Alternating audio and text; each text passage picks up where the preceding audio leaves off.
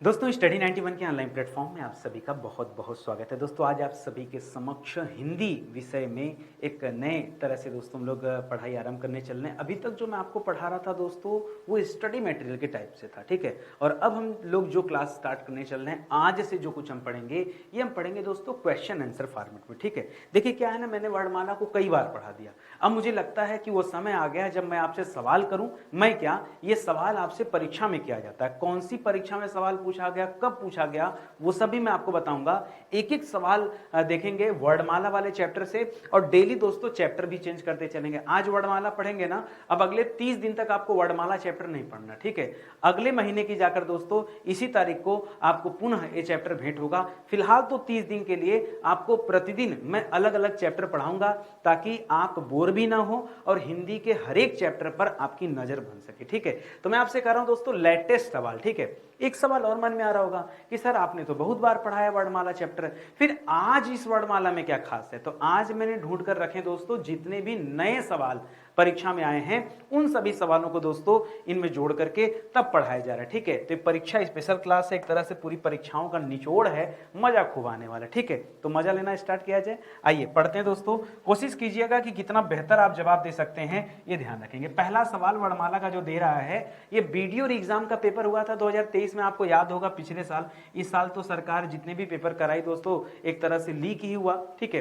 तो उन वाले सवालों को मैंने नहीं लिखा है यहाँ पर। बाकी दोस्तों वीडियो एग्जाम हुआ था लास्ट टाइम 2023 में, उसमें सवाल आया था कि अंतस्थ व्यंजन कौन से हैं, कौन से अंतस्थ व्यंजन है यहाँ पर बताना है। तो दोस्तों जैसे यारा लवा लिख रहा दोस्तों, यारा लवा क्या कहलाते हैं दोस्तों, इसी को कहते हैं अंतस्थ व्यंजन, ठीक है। इसी को क्या कहते हैं, अंतस्थ व्यंजन, ये आपका जवाब हो जाएगा।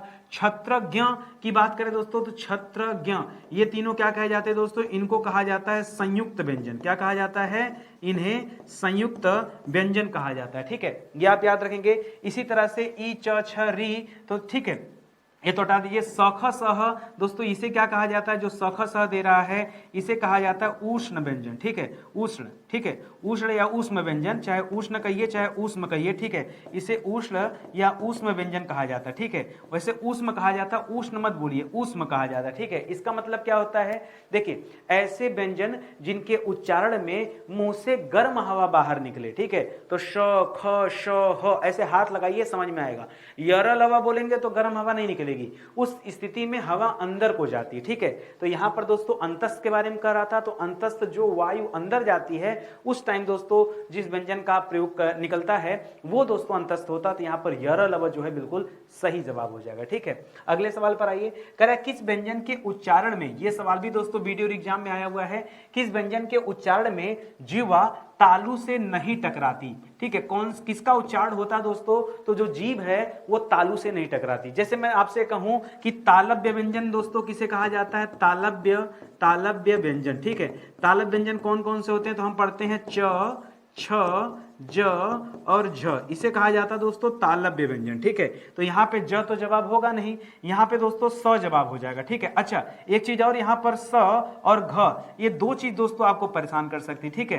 क्योंकि दोस्तों अगर मैं घ की बात करूं तो घ को कहा जाता है दोस्तों कंठ व्यंजन, ठीक है। और अगर मैं बड़े वाले स की बात करूं तो स को कहा जाता है दोस्तों ऊष्म व्यंजन, ठीक है। तो आप हो गए कंफ्यूज कि सर यहाँ पर तो जो दो जवाब सही होने को लग रहा है, क्योंकि आपसे पूछा है कि जिह्वा तालु से नहीं टकराती, किस वाले केस में। तो देखिए जब स बोलते हैं ना, श बड़ा सा है ना, श, तो जिह्वा तालु से टकराती है। इसका मतलब दोस्तों ये जवाब मत कीजिएगा, यहां जो कंठ व्यंजन हो जाएगा ये हो जाएगा। देखिए साफ सुथरा पूछूं मैं आपसे, ये पूछता कि कौन सा तालव्य व्यंजन नहीं है, तब तो दोस्तों स और घ दोनों आता। लेकिन यहां ये नहीं पूछा, यहां कह रहा कि तालु से नहीं टकराना, किसको, जिह्वा को, जीभ को, ठीक है। ये दोस्तों पूछा, थोड़ा सा सवाल जो है घुमा कर पूछा, और जो बच्चा इतने ध्यान से नहीं पढ़ेगा उसका जवाब क्या होगा, गलत होना ही होना है, ठीक है।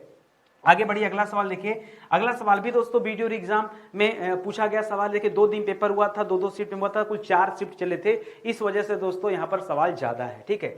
करा निम्नलिखित में से किस विकल्प में अनुनासिक का प्रयोग हुआ, ठीक है, अनुनासिक। देखिए एक चीज बताऊं, आप कंफ्यूज होते हैं ना अनुनासिक और अनुस्वार को लेकर के, ठीक है, कि क्या करें जब अनुनासिक प्रयोग किया जाए और क्या करें जब अनुस्वार किया जाए, ठीक है। मैं बता दूं, जैसे दोस्तों ये जो लास्ट का दे रहा है, यहां पर दोस्तों विसर्ग है, क्या है दोस्तों, यहां पर विसर्ग का प्रयोग किया गया है। ये जो विसर्ग की मात्रा कैसे होती है, ऐसे होती है ना, जैसे प्रातः काल में विसर्ग है, दुख में विसर्ग लगा होता, अतः में विसर्ग है, तो विसर्ग तो आपसे पूछा नहीं, ठीक है। उसके बाद दोस्तों ये क्या हो जाएगा, अंग और अह, इसे कहा जाता है अयोगवाह। क्या कहते हैं दोस्तों, अयोगवाह। अयोगवाह जो होता है वो ऐसा होता है जो ना तो स्वर में रखा जाता है ना व्यंजन में रखा जाता है, ठीक है, ये दोनों के अंतर्गत नहीं आते हैं, अयोगवाह एकदम अलग होता है, ठीक है, ये आप याद रखेंगे। शंकर और हिंदी जो लिख रहा दोस्तों, ये अनुस्वार हो जाएगा, क्या हो जाएगा, अनुस्वार। और आपसे अनुनासिक पूछा है, अनुनासिक में क्या होता है दोस्तों, यहां नाक से आवाज निकलती है, ठीक है, चांद, चा चा चांद, ठीक है, इसी तरह सांस, ठीक है, नाक से आवाज आएगी दोस्तों, इसीलिए अनुनासिक कहा गया। तो जो जवाब सही होगा वो ऑप्शन नंबर 1 होगा, बिल्कुल राइट आंसर, ठीक है। कह रहा ओष्ठ वर्ड किस विकल्प में, ठीक है। इसे तथा दधा की बात करें दोस्तों, तो तथा दधा का जो उच्चारण है ये दांत को सटाने से होता है। आज हम तथा दधा बोलते हैं, हम दांत को न टच करके जीभ को ले जाके दांत में जोड़ देते हैं। एक काम करो, आप जीभ को कर लो अंदर अपने मुख में अंदर, और त बोल के दिखाओ। मैं कह रहा हूं नहीं बोल पाओगे भाई, यार हिंदी की क्लास है, मजा लेकर पढ़ो, ठीक है। आप बोल के दिखाओ ना, जो मैं आपसे प्रयोग करने के लिए कह रहा हूं, एक बार आप प्रयोग तो कीजिए, बोलिए तो, लेकिन जीभ को पीछे रखना है, जीभ को आप पीछे रख लीजिए, ठीक है, जीभ को दांत के पास नहीं आने देना, त बोलिए, नहीं निकलेगा, ठीक है। इसीलिए कहा जाता है कि हिंदी का अशुद्ध उच्चारण अब चलता है, ठीक है, क्योंकि शुद्ध हम बोल ही नहीं पाते। ये है दोस्तों दंत वर्ड, क्या है, ये दंत वर्ड है। और कहां दांत, हम दांत की जगह जीभ लगा के बोलते हैं, ठीक है। चलिए खैर, ये तो आपका जवाब नहीं है। काखा गागा को दोस्तों क्या कहते हैं, इसे कंठ वर्ड कहते हैं, ठीक है, क्योंकि कंठ से निकलता है। और पाफा बाभा को क्या कहते हैं दोस्तों, इसे ओष्ठ वर्ड कहते हैं, इसीलिए दोस्तों ये जवाब बिल्कुल सही हो जाएगा। और अ ई री और विसर्ग को दोस्तों क्या कहते हैं, तो दोस्तों पहली बात तो ये स्वर के अंतर्गत आता है, स्वर के अंतर्गत आता है। दूसरी बात दोस्तों, ये जो है मूल स्वर है, क्या कहलाते हैं दोस्तों, इसे मूल स्वर कहा जाता है। क्या कहते हैं, मूल स्वर कहा जाता है, या फिर इसे हरस्व स्वर कहा जाता है। क्या कहते हैं, हरस्व स्वर कहा जाता है। एक चीज और याद रखिएगा, हरस्व स्वर में भी विसर्ग को छोड़ दीजिएगा, विसर्ग को नहीं काउंट किया जाता, ठीक है, ये बात को भी याद रखेंगे। तो यहां पर जो आपका सही उत्तर है ये है दोस्तों ऑप्शन नंबर 3, ठीक है। मजा आ रहा है पढ़कर। और आगे जी, भाषा की सबसे छोटी इकाई क्या कहलाती है, सबसे छोटी इकाई वो भी भाषा की, ठीक है। लिख रहा पदबंध कहलाता है क्या, नहीं सर। अच्छा पहले सर ये बताइए पदबंध होता क्या है, ठीक है। देखिए सबसे छोटी इकाई दोस्तों अगर हम बात करें तो सबसे छोटा होता है अक्षर। क्या होता है, अक्षर। अक्षर को ही दोस्तों हम वर्ड कहते हैं। अक्षरों से मिलकर किसका निर्माण होता है, शब्द का। शब्द से किसका निर्माण होता है, पद का। पद से किसका निर्माण होता है, पदबंध बन जाएगा। क्या बन जाएगा, पदबंध सा। और इसके बाद दोस्तों वाक्य की रचना हो जाती है। वाक्य से क्या बन जाता है दोस्तों, पूरा का पूरा पैराग्राफ तैयार होता है, ठीक है। इस तरह से दोस्तों आप पढ़ते हैं। अभी आपसे पूछ रहा भाषा की सबसे छोटी इकाई। अगर आपको किसी से बातचीत करना हो दोस्तों, तो उस बातचीत में जो है सबसे छोटी इकाई क्या माना जाएगा, ठीक है। तो याद रखेंगे हमेशा वर्ड को माना जाता है। किसे माना जाता है, वर्ड को, ठीक है। सबसे छोटा है, वर्ड से ही कहानी शुरू होती है, तो इसको याद रखेंगे, शब्द मत कीजिएगा, ठीक है। अगला सवाल, संयुक्ताक्षर व्यंजन निम्न में से कौन से। संयुक्ताक्षर का मतलब क्या हो गया, यह दो शब्दों से मिलकर बना है।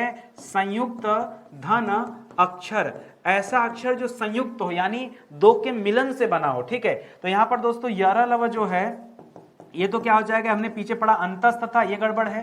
प फ ब भ म, ठीक है, प फ ब भ, और यहीं पर दोस्तों आप क्या जोड़ लीजिए, म भी जोड़ लीजिए। क्या जोड़ लीजिए, म, ठीक है। ये क्या कहलाता है, इसे कहते हैं ओष्ठ वर्ड। क्या कहते हैं, इसे ओष्ठ वर्ड कहा जाता है। छत, और ये शाखा साह को क्या कहा जाता है, इसे ऊष्म कहा जाता है। तो आपका जवाब क्या हो जाएगा, छत्र, ज्ञ और श्र, ये क्या है दोस्तों, ये आपके संयुक्त व्यंजन के उदाहरण है, ठीक है। छ का निर्माण दोस्तों किससे होता है बताइए, छ का निर्माण त्र कैसे, त और र के मिलने से बनता है। ज्ञ जो होता है ज और य के मिलने से बनता है, ठीक है। इसी तरह क और श के मिलने से खटकोड़ वाले छ बनता है, ठीक है। तो ये सब याद रखेंगे, इसीलिए इन्हें संयुक्त व्यंजन कहा जाता है, ठीक है। आगे बढ़िए, कह रहा है कि निम्न में से कौन सा समूह सही नहीं है। ध्यान दीजिएगा, क्या पूछा, कौन सा सही नहीं है। जैसे च छ ज झ को लिख दिया मूर्धन्य, ये मूर्धन्य नहीं है। च छ ज झ को क्या बोलते हैं दोस्तों, इसको तालु बोलते हैं, तालव्य या तालु बोलते हैं। क्या कहते हैं, तालव्य या तालु कहते हैं। प फ ब भ म को क्या कहते हैं, तो ओष्ठ कहते हैं। कंठ क ख ग घ कहते हैं। और वर्त से ध्वनि याद रखेगा, ऐसे याद रखेगा, जितना कठिन लग रहा है ना, सरल जन, ठीक है, सरल जन, इस तरह से याद रखेंगे तो आसानी से याद हो जाएगा, ठीक है। ये वर्त से व्यंजन होता है, भी सही है। जो गलत है वो है ऑप्शन नंबर 1, क्योंकि मूर्धन्य नहीं है। सर मूर्धन्य होता कब, ठीक है, मूर्धन्य कब कहा जाता, जब दिया रहता ट ठ ड ढ, क्या दिया रहता, ट ठ ड ढ दिया रहता, इसे हम क्या कहते हैं, मूर्धन्य। या अगर स्वर की बात करता तो री दिया होता, तब हम इसे क्या कहते, तब हम इसे कहते हैं मूर्धन्य, ठीक है। यही दोस्तों अंतर है, इसे ध्यान से पढ़िएगा, ठीक है। अगला सवाल दे रहा है कि कंठ से उत्पन्न होने वाले वर्ण कौन से हैं, तो ड और ढ क्या होते हैं दोस्तों, ये मूर्धन्य होते हैं। क्या होते हैं, मूर्धन्य। ग और घ क्या होते हैं दोस्तों, ये कंठ होते हैं। री और र क्या होते हैं दोस्तों, इनको भी मूर्धन्य में रखा जाता है। च और छ क्या होते हैं दोस्तों, अच्छा इसको तो गलत हो जाएगा ना, च छ क्या होते हैं दोस्तों, ये आपका तालव्य होते हैं। तो जो जवाब हो जाएगा क्या हो जाएगा, ऑप्शन नंबर 2, क ख ग घ। इस कंठ में क्या क्या आते हैं, कंठ में 4 आते हैं, ठीक है। क भी आता है, ख भी आता है, ग भी आता है और घ भी आता है, ठीक है। ये 4 आते हैं, तो इन चारों को दोस्तों आप याद रखिएगा, ठीक है। आगे आ जाइए, कह रहा निम्नलिखित में से, अच्छा अब देखिए सवाल में बताना भूल गया, ये वीडियो एग्जाम में आया था, ये भी वीडियो एग्जाम में। अब यहां से देखिए जो सवाल है, ये यूपी पीसीएस सीसैट का जो पेपर हुआ था 2022 में, ये उस परीक्षा में पूछा गया था। मैं कह रहा हूं आप हमारे साथ जुड़िए, हम जो है अच्छे से पढ़ा रहे हैं, जितना बेस्ट हो सकता है। कई बच्चे सोचते हैं ना कि नितिन सर तो इससे पढ़ा रहे हैं, जो है वीडियो का पढ़ा रहे हैं, फिर तो हमारे काम का ही नहीं। कौन कहा आपके काम का नहीं, नितिन सर हमेशा आपको सब्जेक्ट पढ़ाते हैं, मैं आपको विषय की तरफ खींच के नहीं ले जाता। मैं कहता हूं आप वर्णमाला इतने अच्छे से पढ़ लो कि परीक्षा चाहे जो भी हो, अपने से क्या मतलब है यार, कौन सा परीक्षा, गवर्नमेंट जब चाहे तब नया एग्जाम बना सकती है भाई, क्रिएट कर सकती है नया एग्जाम ना, जब चाहे नया बना सकती है, जब चाहे किसी को खत्म भी कर सकती है, ठीक है। तो इसलिए दोस्तों आपको एग्जाम की तरफ ना झुकाव करना चाहिए, बल्कि सब्जेक्ट की तरफ झुकाव करना चाहिए। आप वर्णमाला चैप्टर को अच्छे से पढ़ लो, क्या दिक्कत है, ठीक है। आ जाओ इसमें देखते हैं दोस्तों। तो सवाल दे रहा है कि निम्नलिखित में से कौन सा वर्णमाला में तालव्य वर्ण नहीं है, कौन सा तालव्य वर्ण नहीं होता है, तो दोस्तों यहां पर जो क दे रहा है ये तालव्य नहीं है। बाकी दोस्तों यहां पर जो दिया ये तो तालव्य है। तालव्य में आता क्या क्या है दोस्तों, तालव्य में आता है च आता है, छ आता है, ज आता है और झ आता है, यही आता है तालव्य में। और ये जो कंठ दे रहा है दोस्तों, क दे रहा है, ये कंठ वर्ण है। और कंठ में क्या क्या आते हैं, कंठ में क आता है, ख आता है, ग आता है, घ आता है। तो आप समझ गए ना कि क्यों मैंने यहां से अलग किया, वो चीज जरा आप समझिए। अगले सवाल पर आइए। ये सवाल देखिए, यूपीपीएससी जीडीसी का पेपर हुआ था 2021 में। ये जीडीसी वाले पेपर में दोस्तों आपसे सवाल पूछा गया कि निम्नलिखित में से कंठ ध्वनि कौन सी है, तो दोस्तों त थ द ध की बात करेंगे तो ये तो दोस्तों दंत्य ध्वनि है। कौन सी है, दंत, ये जवाब तो है नहीं। प फ ब भ की बात करेंगे तो ये दोस्तों ओष्ठ ध्वनि है, ये भी जवाब नहीं है। च छ ज झ की बात करेंगे तो ये आपका तालव्य ध्वनि है, ये भी जवाब नहीं है। हाँ क ख ग घ की बात करेंगे, जो क दे रहा है, तब दोस्तों मान जाइएगा कि यहाँ पर कंठ ध्वनि है।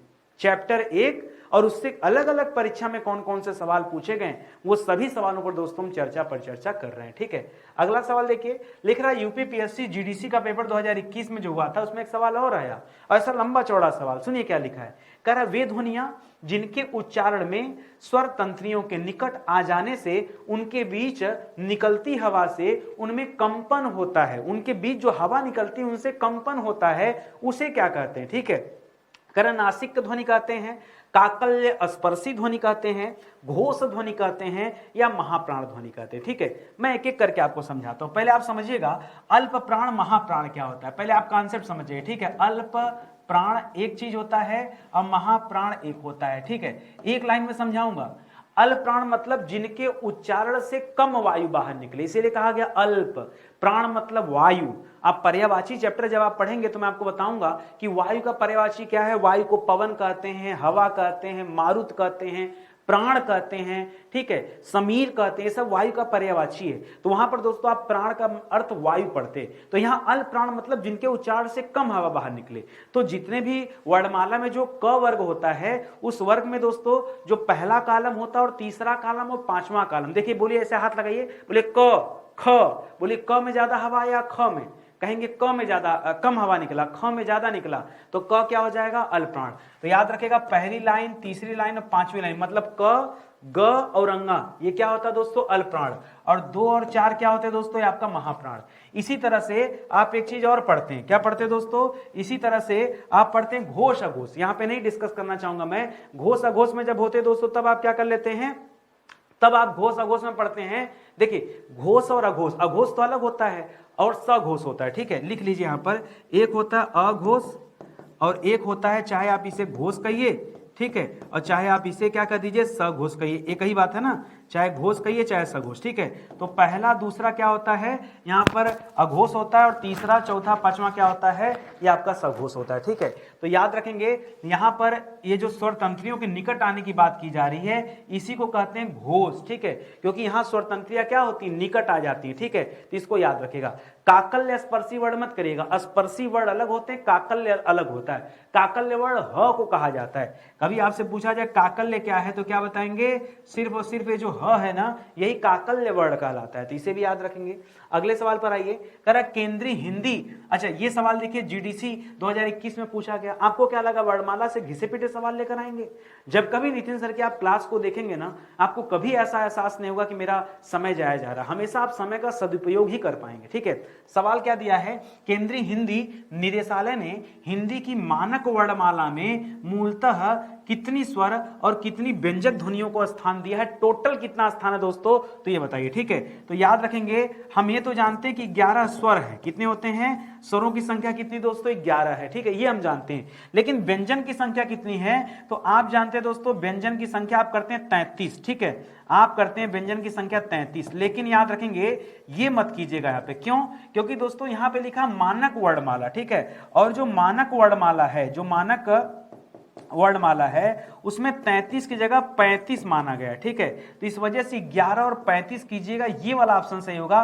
12 तो एकदम गलत है, 12 से कोई लेना देना ही नहीं है, और 36 से कोई लेना देना नहीं, ठीक है। तो इसको आप याद रखेंगे बहुत ध्यान से। ये वर्णमाला चैप्टर ही तो है, मैं कुछ अलग से नहीं पढ़ा रहा आपको, ठीक है, जो है एकदम साफ सुथरा आपको बता रहा हूं, समझा रहा हूं, ठीक है। तो ये मानक वाले में दोस्तों ये 2 को और रखा जाता है जो कि आगत वाले हैं, ठीक है, तो उसे भी याद रखेगा, हिंदी मुनियम नहीं रखते हैं, ठीक है। आगे देखिए, यूपीपीएससी जीडीसी 2021 में ये भी सवाल पूछा गया कि उच्चारण स्थान की दृष्टि से, उच्चारण स्थान की दृष्टि से हिंदी के अ और आ जो स्वर हैं ये क्या कहलाते हैं, क्या ये तालव्य कहलाते? नहीं, तालव्य में दोस्तों क्या आता है, जैसे ई आता है, मूर्धन्य में क्या आता है दोस्तों, मूर्धन्य में री आता है, ओष्ठ में क्या आता है दोस्तों, ओष्ठ में ओ औ आता है, क्या आता है, ओ औ आता है, ठीक है। यहां कंठ हो जाएगा दोस्तों, कंठ के अंतर्गत क्या आता है, अ आ आता है। आप कहेंगे सर आपने ए और ऐ को छोड़ दिया, ए ऐ को क्यों छोड़ दिया, क्योंकि ए का निर्माण होता है अ और ई के मिलने से, और ए का निर्माण होता है दोस्तों अ और ऊ के मिलने से, और यहाँ ओष्ठ भी चेंज कर लीजिए, ठीक है, यहाँ तो री सही है, यहाँ आप ऊ करिए, ठीक है। 2 और छोड़ा हूं, यहाँ पे ओ को छोड़ दिया हूं और अ को छोड़ दिया हूं, क्योंकि ये जो है ना, ये आपका दोस्तों क्या है, ये आपका संयुक्त स्वर कहलाते हैं, क्या कहलाते हैं, इन्हें कहा जाता है संयुक्त स्वर। ये जो चारों है ना, जैसे संयुक्त व्यंजन होता है उसी तरह संयुक्त स्वर भी होता है। ओ का निर्माण होता है, ठीक है, ओ का निर्माण होता है, ठीक है, अ और ऊ से, और अ का निर्माण होता है अ और ओ से। यही कारण है दोस्तों कि अ को कंठ कहते हैं, ई को तालु कहते हैं, ठीक है। इसीलिए इन्हें क्या कहा जाता है, ये जो दोनों शब्द है ना, इसे कहा जाता है कंठ तालव्य। क्या कहा जाता है, आपके परीक्षा में पूछता है कंठ तालव्य, मतलब कंठ और तालु दोनों आ गए। उसी तरह से ये जो देता है इसे कहते हैं कंठोष्ठ, क्या कहते हैं, इसे कहते हैं कंठोष्ठ, क्या कहते हैं, कंठोष्ठ, ठीक है, ये हो जाता है दोस्तों। तो कभी कंठ तालव्य और कंठोष्ठ पूछे तो यहां से याद रखेंगे, ठीक है, बहुत डीप में जाकर है, ठीक है। आप आइए, जुड़िए, साथ में पढ़ेंगे, देखेंगे, तब समझ में आएगा, ठीक है। अगले सवाल पर आइए, निम्नलिखित में से अघोष और महाप्राण दोनों छांटना है, ठीक है। तो महाप्राण तो आप जानते हैं कि 2 और 4 वाले हो जाएंगे, क्या हो जाएंगे, 2 और 4 वाले, और अघोष में क्या आ जाएंगे दोस्तों, 1 और 2 वाले, ठीक है। तो आप मैच कराइएगा, यानी कुल मिला जुला के मैचिंग क्या हो रहा है दोस्तों, अगर दोनों को आप जोड़ेंगे तो कॉमन क्या मिल रहा है, केवल 2 वाला कॉमन मिल रहा है, ठीक है। 2 वाला मतलब जो नंबर 2 पे लिखा जाता है, जैसे क के बाद ख नंबर 2 पे है, च के बाद छ नंबर 2 पर है, ट के बाद ठ नंबर 2 पर है, ठीक है। तो क के बाद ख, यही आपका जवाब सही हो जाएगा, क्योंकि यह अघोष में भी आ जाएगा और ये महाप्राण में भी आ जाएगा। क तो नहीं, क जो है अघोष है लेकिन महाप्राण नहीं है। ट ठ ड, ड जो है दोस्तों ये क्या है, ना तो अघोष है ना महाप्राण है। त थ त थ द ध चौथे नंबर पे आ रहा है, तो महाप्राण तो है लेकिन दोस्तों अघोष नहीं है। इसका मतलब जवाब क्या सही हो जाएगा दोस्तों, एक ही जवाब सही होगा, वो है ख। बात आ रही समझ में, इस तरह से आप ध्यान रखेंगे, ठीक है। चलिए आगे बढ़ते हैं, अगले सवाल पर आते हैं। ध्यान देंगे दोस्तों, स्टडी 91 पर मैं जो विषय पढ़ाता हूं, मैं 2 विषय पढ़ाता हूं विशेष करके, अब तो 3 पढ़ाने वाला हूं। एक मेरे नज़र में हमेशा हिंदी रहती है कि मैं मुझे हिंदी की क्लास लेनी है ताकि बच्चे इससे जुड़े रहें।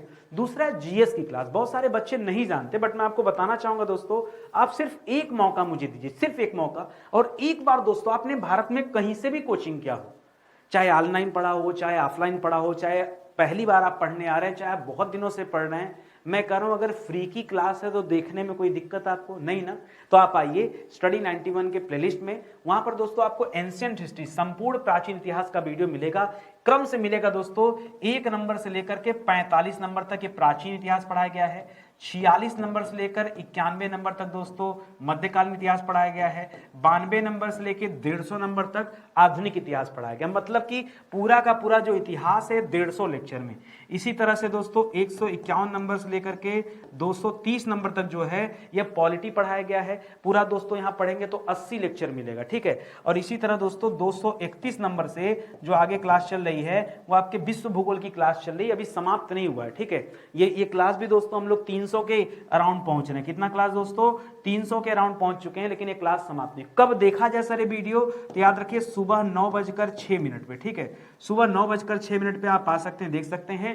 नहीं टाइम है तो जब आपके पास फुर्सत हो तब आप ये वीडियोस देखिए, नुकसान नहीं करेगा, फायदा करेगा। पूरा शिद्दत से और मन से दोस्तों, अपनी तबीयत से दोस्तों मैंने क्लास बनाया कि आगे भविष्य में आप चाहे जो भी एग्जाम की तैयारी कर रहे हो, लेकिन ये तो आपके लिए दोस्तों बहुत ज्यादा इंपॉर्टेंट है, ये ध्यान में रखेंगे, ठीक है। आइए आगे बढ़ते हैं, सवाल देखते हैं। अगला सवाल दे रहा दोस्तों, ये यूपी पीजीटी 2021 का सवाल है, बच्चे पूछते भी सर पीजीटी पढ़ना है, ठीक है। तो देखिए पीजीटी का सवाल है, अंतस्थ व्यंजन कौन सा दोस्तों, तो च छ ज झ क्या है दोस्तों, ये तो आपका तालव्य है, ठीक है, या तालु व्यंजन है। तथा तथा दोस्तों क्या हो जाएगा, ये आपका दंत हो जाएगा। पफा वफा क्या हो जाएगा, ये आपका ओष्ठ हो जाएगा। और यहाँ जो यरा लवा दे रहा दोस्तों, ये आपका क्या हो जाएगा, ये अंतस्थ हो जाएगा। हम लोग कई बार पढ़ चुके हैं, अब तो चैप्टर पर पकड़ बन रही होगी आपकी, ठीक है। अगला सवाल करा, एक में तालव्य ध्वनि का प्रयोग हुआ है, ये भी देखिए पीजीटी 2021 का सवाल है, किसमें तालव्य ध्वनि का प्रयोग हुआ है, तो प दोस्तों इसमें तो ओष्ठ ध्वनि का प्रयोग हुआ है, बाबा में दोस्तों ओष्ठ ध्वनि का प्रयोग हुआ है, मामा में ओष्ठ ध्वनि का प्रयोग हुआ है। लेकिन जो चाचा शब्द है, चाचा में जो च वर्ड है दोस्तों, ये कैसा है दोस्तों, ये ताल वर्ड होता है, इस वजह से जवाब क्या हो जाएगा, ऑप्शन नंबर 4, ठीक है। सवाल एक ही जैसे पूछेगा, बस घुमा टहला के दोस्तों आपके सामने सवाल रख रहा है, तो बहुत परेशान नहीं होना है, ठीक है। आगे बढ़िए, सभी स्वर होते हैं, सभी स्वर क्या होते हैं दोस्तों, क्या सभी स्वर दोस्तों दीर्घ होते हैं, नहीं। अगर दोस्तों हम बात करें ह्रस्व स्वर की, ह्रस्व स्वर की और दीर्घ स्वर की, तो यहीं पर दोस्तों आप समझ जाइए ह्रस्व दीर्घ क्या होते हैं।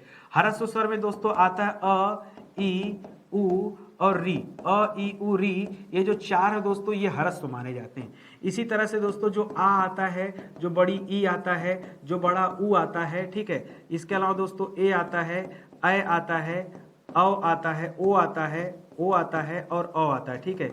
ये जो 7 माने गए दोस्तों, कितना, ये जो 7 है, 4 3 7, ठीक है, यही 7 4 जोड़कर 11 हो जाते, इनको दीर्घ माना जाता है, ठीक है।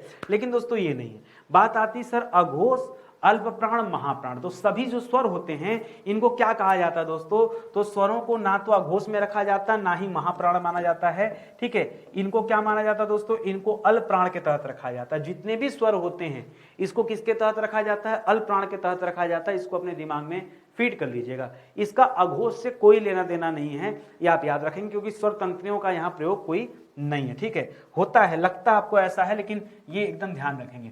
निम्नलिखित में से कौन सा, ये भी देखिए टीजीटी का सवाल है, तो पीजीटी का सवाल था, ये टीजीटी का सवाल है, जरा ध्यान दीजिएगा। लिख रहा दोस्तों कि कौन सा वर्ण घोष भी है और महाप्राण भी, ठीक है। तो देखिए मैंने आपको क्या समझाया, कभी भी दोस्तों घोष लिखे, कभी भी क्या लिखे दोस्तों, घोष लिखे, तो घोष का मतलब है सघोष, ठीक है। चाहे घोष कहिए चाहे सघोष कहिए एक ही बात है। और सघोष आता कहाँ दोस्तों, तो तीसरे नंबर पे, चौथे नंबर पे और 5वें नंबर पे। एक चीज याद रखेगा, और जो महाप्राण है दोस्तों ये कहाँ आता है, तो ये आता है दोस्तों दूसरे नंबर पे और चौथे नंबर पे, ठीक है। क्या कॉमन मिला दोस्तों इन दोनों में, इन दोनों में कॉमन मिला सर 4 नंबर। क्या कॉमन मिला, 4 नंबर। तो जो चौथे नंबर का वर्ड होगा वही माना जाएगा, ठीक है। लेकिन देखो यहाँ चौथे वर्ड का दिया ही नहीं, ठीक है, यहाँ सीधे सख सह दे दिया। मैं आपको बताना चाहूंगा दोस्तों यहाँ पर जो ह है ये अपने साथियों का साथ छोड़ देता है, ठीक है, याद रखेंगे। वैसे देखा जाए दोस्तों ये तो देखिए है तो ये महाप्राण में, महाप्राण में दिक्कत नहीं है, महाप्राण में तो ये सही है, ठीक है। लेकिन जब आप घोष की बात करते हैं तो इसके जो साथी ये वाले जो हैं ये अघोष हैं, ठीक है, ये अघोष हैं। लेकिन दोस्तों यहाँ पर ह जो है ये इसका साथ छोड़कर चला है अपने साथियों को, इसलिए सघोष में रखा जाता है। यहाँ इतने बच्चे गलती करते हैं ना जिसकी कोई हिसाब नहीं, क्योंकि सब एक साथ बोलते हैं स ख सह, तो लगता है कि सब एक ही साथ होगा, ये जरा ध्यान देना। और ऐसे देता तो जैसे क ख ग घ घ देता, ठीक है, जैसे घ दे देता तो घ दोनों में आ जाता, जैसे च छ ज झ दे देता तो दोनों में आ जाता, ट ठ ड ढ दे देता तो दोनों में आ जाता, त थ द ध दे देता दोनों में आ जाता, प फ ब भ दे देता तो दोनों में आ जाता। ये जो थे दोस्तों ये भी क्या कहलाते हैं, ये अभी सघोष में भी आते हैं और महाप्राण में भी आते हैं, इसको ध्यान रखिएगा।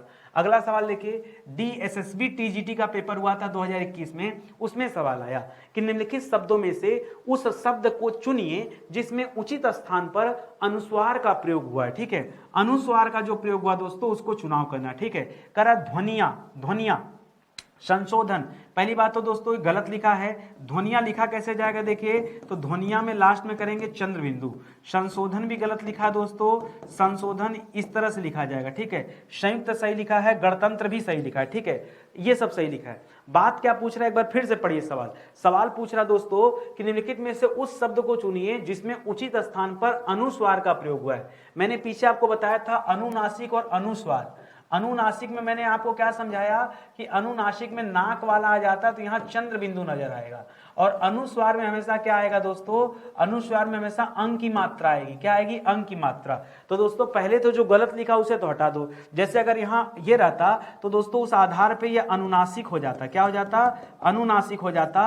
अनुस्वार से कोई लेना देना तो है नहीं, इसलिए पहला ऑप्शन तो बिल्कुल नहीं है। संशोधन क्योंकि पहले से गलत लिखा है, यहाँ न लिखा ना, अगर यहाँ लिखता तब दोस्तों सही होता, लेकिन यहाँ लिखा था गलत है। गणतंत्र में भी दोस्तों न यहाँ लिख दिया, गलत है। तो एक ही जवाब सही है।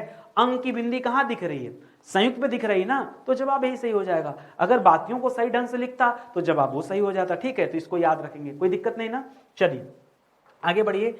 एक सवाल और आया दोस्तों DSSB PGT पेपर में आया 2021 में कि भाषा की सार्थक, सार्थक मतलब निरर्थक नहीं, जिसका कोई अर्थ हो, सार्थक लघुत्तम इकाई किसे कहा जाता है, सार्थक भी हो लघुत्तम भी हो, ठीक है, छोटी इकाई हो। तो देखिए अर्थ लेने के लिए दोस्तों अगर मैं वर्ड कहूं तो उसका कोई अर्थ नहीं होता है। मैं आपसे कहूं त, क्या अर्थ है बताइए, मैं आपसे कहूं क, क्या अर्थ है बताइए, कोई अर्थ तो है नहीं ना। तो जो अक्षर होते हैं, कई सारे बच्चे यहाँ वर्ड कर देते, वर्ड मत करिएगा, ठीक है, क्योंकि दोस्तों यह लघुत्तम तो है, यह लघुत्तम तो है, लेकिन याद रखेंगे यह लघुत्तम है लेकिन यह सार्थक नहीं है, इसका कोई अर्थ नहीं है। इस वजह से वर्ड मत करिएगा, शब्द कीजिएगा। जब ये सवाल आया पेपर में ना, बहुत सारे बच्चों ने गलत किया। मैं हूं कि आपको समझा दे रहा हूं, आगे से इस बात का आप ध्यान दीजिएगा कि क्या पूछा है यहाँ पर, ठीक है। आंख बंद करके बच्चा बस कहां भगता है दोस्तों, वर्ड पर भगता, अक्षर पर भगता है, वो काम नहीं करना आपको, इसे ध्यान दीजिएगा। यहाँ शब्द जो है ये आपका सही जवाब हो जाएगा, ठीक है। अगला सवाल दे रहा, असिस्टेंट प्रोफेसर का पेपर हुआ था 2021 में। इस पेपर में दोस्तों ये सवाल पूछा गया, लिख रहा उच्चारण स्थान के आधार पर छ, जो छाता वाला छ होता है दोस्तों, ये कैसी ध्वनि है दोस्तों। ओष्ठ तो बिल्कुल नहीं है, क्यों, क्योंकि ओष्ठ में आता प फ ब भ म, ये तो बिल्कुल नहीं है।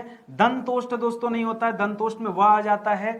छ जो है दोस्तों पढ़ाते पढ़ाते माइक ऑफ हो गया था, इसी वजह से थोड़ा सा दिक्कत आ गया। तो यहाँ पे हम लोग चर्चा कर रहे थे दोस्तों तालव्य के बारे में, ठीक है। सवाल था कि उच्चारण स्थान के आधार पर छ जो है एक ऐसी ध्वनि है, तो आप बार बार पढ़ते आ रहे हैं कि च छ ज झ वाला जो ये वर्ग है, इसके अंतर्गत जो भी वर्ड आते हैं वो क्या होते हैं, तालव्य ध्वनि वाले वर्ड होते हैं। तो यहाँ पर क्या हो जाएगा, तालव्य। यहाँ जिह्वा मूली मत करिएगा, दंतोष्ठ और ओष्ठ तो बिल्कुल नहीं करना है, ठीक है। अगले सवाल पर आइए। निम्नलिखित में से स्पर्श संघर्षी महाप्राण व्यंजन, ध्यान से पढ़िएगा, दो तीन चीज यहाँ पे दे दिया। एक तो दे दिया दोस्तों महाप्राण, ठीक है, और मैं बार बार आपको महाप्राण बता रहा हूँ कि महाप्राण का मतलब क्या है कि जो कुछ दूसरे और चौथे नंबर पर आए, ठीक है, वो महाप्राण है, ठीक है। एक चीज ये याद रखेंगे। अगला चीज क्या लिख लिया दोस्तों, अगला चीज लिख लिया स्पर्श संघर्षी, ठीक है, स्पर्श संघर्षी। स्पर्श संघर्षी मतलब क्या होता है ये आपको समझना पड़ेगा, नहीं तो आप कभी भी इसका उत्तर नहीं दे पाएंगे। स्पर्श संघर्षी कभी पूछे तो आप बताइए दोस्तों, च, छ, ज और झ, ये चारों क्या होते हैं दोस्तों, इन्हें कहा जाता है स्पर्श संघर्षी। क्या कहा जाता है इन्हें? स्पर्श। सर अभी तो आपने बताया कि इसे कहा जाता है तालव्य, इसे क्या कहा जाता है? तालव्य, बिल्कुल सही, इसे तालव्य भी कहा जाता है और यह स्पर्श संघर्षी के अंतर्गत भी आता है, दोनों में आता है। याद जैसे एक सवाल पूछता है दोस्तों, स्पर्शी व्यंजन, क्या पूछता है? स्पर्शी व्यंजन, ठीक है। स्पर्शी व्यंजन जो होते हैं दोस्तों, ये क से लेकर म तक होते हैं, ठीक है। क, ख, ग, घ, ङ, च, छ, ज, झ, ञ, ट, ठ, ड, ढ, अ, थ, थ, द, ध, न, प, फ, ब, भ, म, ये जो पूरे होते हैं दोस्तों, ये सभी को क्या कहा जाता है? स्पर्शी व्यंजन कहा जाता है। लेकिन यहाँ क्या है? स्पर्शी संघर्ष लिखा है, ठीक है। तो देखिए अब लेना आपको दूसरे चौथे नंबर पे, तो दूसरे नंबर पे मिल जा रहा है दोस्तों आपको क्या? छाता वाला छ मिल जा रहा है और चौथे नंबर पे झ मिल जा रहा है। क्या यहाँ पर झ दिया है? नहीं। क्या दिया दोस्तों? छ दिया है। छ दिया तो ये सही कर लीजिए, ठीक है, क्योंकि अगर झ होता तो भी सही हो जाता, अगर झ दिया होता तो ये भी सही हो जाता। बात समझ में आ रहा है ना? इस तरह से दोस्तों आप समझिएगा और करिएगा आंसर, ठीक है। तो यहां पर दोस्तों छाता वाला छ जो है बिल्कुल सही जवाब हो जाएगा। हरियाणा टीजीटी का पेपर हुआ था दोस्तों लास्ट टाइम 2020 में, उसमें एक सवाल पूछा कि निम्नलिखित में से कंठोष्ठ ध्वनि कौन सी है, ठीक है। यहां पर क्या शब्द दे दिया दोस्तों? कंठोष्ठ। और कंठोष्ठ जो शब्द है दोस्तों, ये दो शब्दों से मिलकर बना है। एक तो शब्द है कंठ और दूसरा शब्द है ओष्ठ।